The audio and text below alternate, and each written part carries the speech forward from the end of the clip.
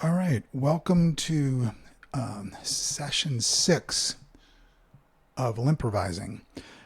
Today we are going to get into the really fun stuff. Thus far, I'll just give a little bit of review, but not too much because I do want to keep this short, even though it's going to be a little bit longer today. Basically, thus far, we have completed the chords of C major, which are, just to review, C major, D minor, E minor, F major, G major, A minor, B diminished, and then back to C. So what we're going to look at today is how major scales are constructed, and then how using that knowledge means you can play these chords in any scale using the same shapes, basically. So Fontaine had something where he actually isolated a line, an octave of a line of the LinnStrument here. I'm not going to do that because I'm too lazy, but what we're going to do is just demonstrate how major scales are constructed going from this C to that C. So as you probably figured out, the notes of C major scale are all lit up here. So we can figure out how major scales are constructed quite easily. Now, just to review for a second, music is made up out of notes. In Western music, we subdivide the notes a certain way, and that provides us with 12 tones in our scale and that we use. In microtonal music, you can subdivide notes in a different way and have more notes, or I guess less notes theoretically if you wanted to. And we may talk about that at another time. There are a couple great LinnStrumentalists who use microtonality in their compositions, and they're super cool. But we're focusing on sort of traditional Western style harmony here.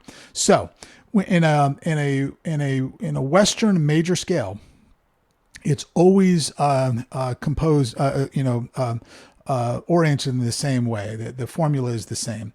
So you start with one note, which is in this case the C, and you go over one note to the next note to get to the next note of the major scale. Now that is called a full step, because the way that we think about these notes in Western music is that each note is a half step away from the next. So I'm going to be calling these in between notes flats. You can call them sharps depending on what context. But for today, I'm going to be referring them only as flats. So for you theory heads out there, if you notice I use those terms incorrectly at this point, bear with me. I'm going to later explain why you would call something a sharp or why something you call a flat. For today, we're just going to call them flats. So in other words, C, that's D flat, D, E flat, E, F, G flat, G, A flat, A, B flat, B, C.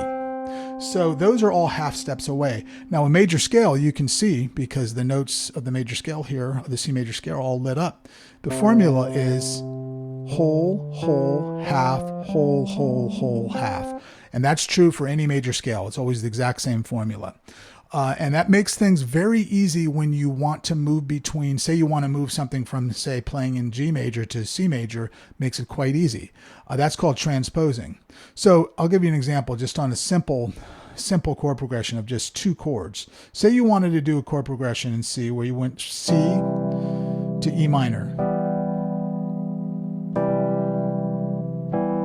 Now, you can see the shapes I'm using here. Say you wanted to do that same progression in E major instead of C major. You'd use the exact same shape starting on E.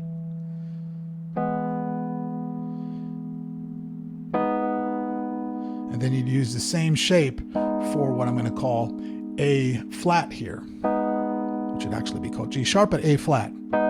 So,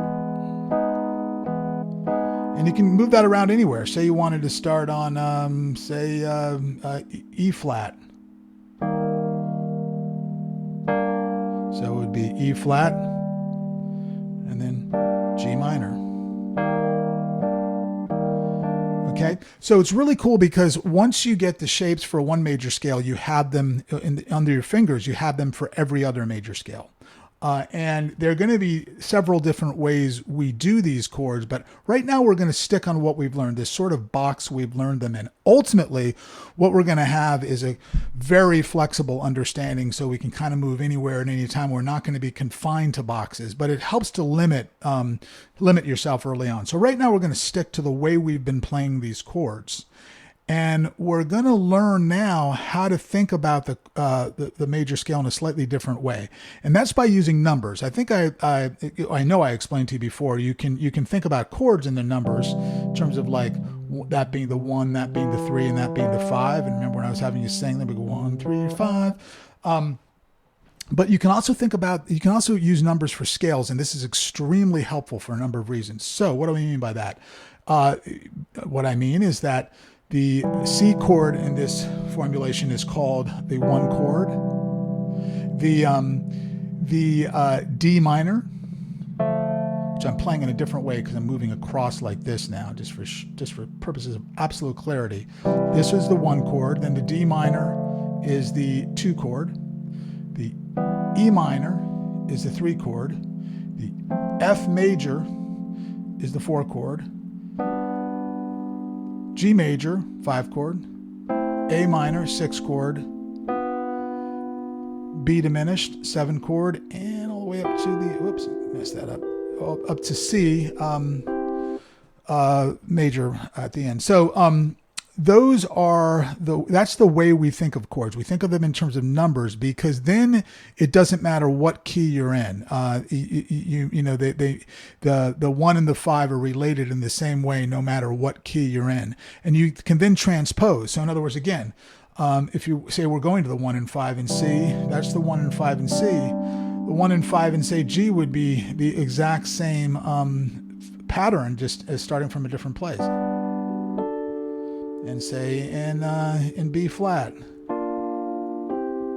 Whoops, sorry about that. I'm going to need to go up there. So what's really cool about that is it means that you can learn progressions and then put them in any key you want to put them in, as long as you figure out what you would call them numbers wise. So let's put that into a little bit of practical use now. There are a couple progressions that are very common that I suggest you get started with here. And so one of them is called the 1-4-5 progression. It's used very, very commonly in the blues, and we'll have like a blues module we'll do at some point, which is a great way to improvise as well. That's really how I learned how to improvise on piano originally, was playing blues. But in the blues, 1-4-5 is sort of like the standard progression. Usually they use a flatted 7th note in the blues, but still, it's 1-4-5, even in non-blues music, is a very, very common progression. And basically, so in C, what would that be? You can figure it out yourself. The 1 would be starting on the C. The 4 would be starting on the F, and the 5 would be the G. So it's in C, it's C, F, G, C, F, G. But you can do the exact same thing anywhere. So say you wanted to do it, say again in B flat, B flat, then that would be E flat, and that would be F. But you can think about it, 1, 4, 5. Same thing. Say you want to do an F, down here. So F would be, the 1 would be F, the 4 would be B flat major, because starting there, and the 5 would be C major. So it's just the same shapes and the same relationship to the other shapes, just moving it around. So again, it's the exact same shape as if you're doing it in C in any other chord, in any other key. Which makes it amazing what you can do, because you can easily convert songs from one key to another. It's called transposing, and transposition becomes very, very easy with the LinnStrument. So what I would suggest is you check out that progression, and then there's another progression you can check out that I think you're going to recognize. A lot of tunes have this progression. This one is, it goes from the 1, it's called a 1, 5, 6, 4. 1, 5, 6, 4. And we're going to keep working just with the chord tones. That's how we've been learning to improvise. We're going to very soon start on scales, but for purposes of this initial foray into chord progressions, just see if you can stick to the chord tones, maybe adding in tension tones, chromatic passing tones as you may. But so in other words, with the 1, 4, 5, it'd be, I'll play it up here the way we've been doing.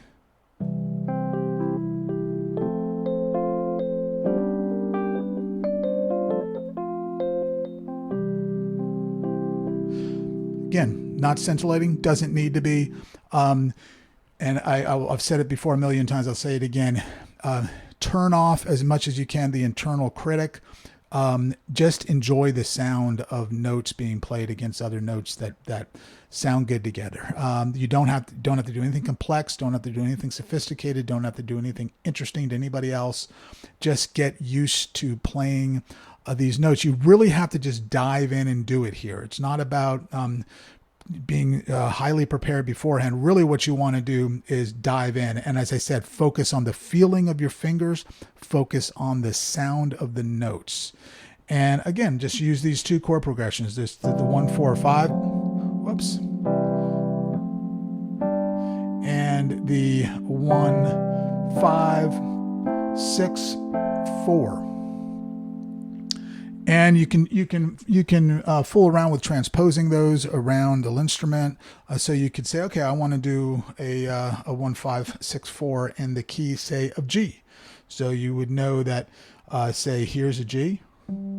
So you would have that same shape for G major, but in this case, instead of going to G major, which you're already on for the 5, you'd go to the D.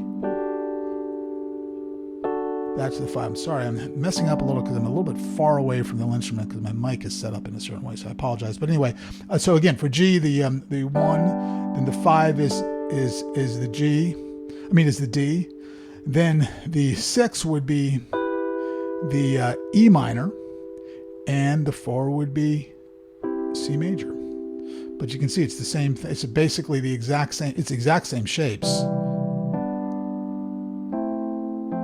Just starting in a different place. And so you can move it all around and do it all in different keys. But maybe you want to say just focus on a few. At this point, it doesn't matter. Just get used to using, doing these chord progressions, maybe in a couple different keys, and then playing again the chord tones against them. And very soon we will get into some scales and some other things that will really expand out what you can do. But if you were to stop right now and just explore what we've done already, you would have an awful lot of territory to explore, which is really amazing. You've actually, if you've made it thus far and have completed, sort of every session and have gotten it under your fingers and in your ears, you are well on your way to being able to make a massive amount of music. So enjoy your practicing, and I will see you in the next edition.